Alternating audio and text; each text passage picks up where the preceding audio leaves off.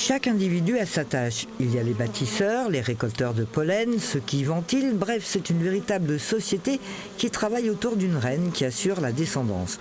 Plus la reine est choyée dans un environnement sain et stable, plus ses sujets sont calmes et doux. Résultat, une bonne quantité de miel, aux saveurs et parfums aussi riches que variés. Mais même si le produit de l'apiculteur est reconnu au niveau national, l'accès aux consommateurs métropolitains lui est quasi impossible.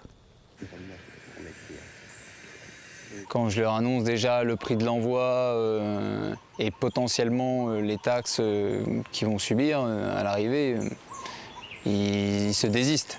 Donc on peut pas, on nous dit qu'il faut exporter, qu'il faut faire découvrir les produits locaux et tout, mais on nous donne pas réellement les moyens.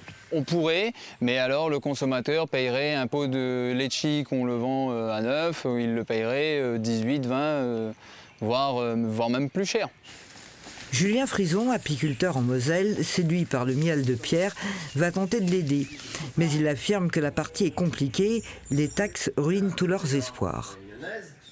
Le gros problème, c'est pour ça qu'on est venu voir ça, pour essayer de comprendre quelles étaient s'il y avait déjà des solutions, quelles étaient les causes de ces problèmes également.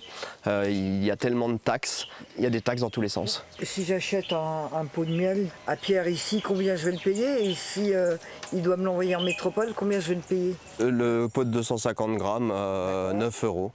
Et pour moi, si je veux pas du tout me faire d'argent, si c'est vraiment l'objectif, c'était d'aider un apiculteur de La Réunion, je vais devoir le vendre dans les 25 €.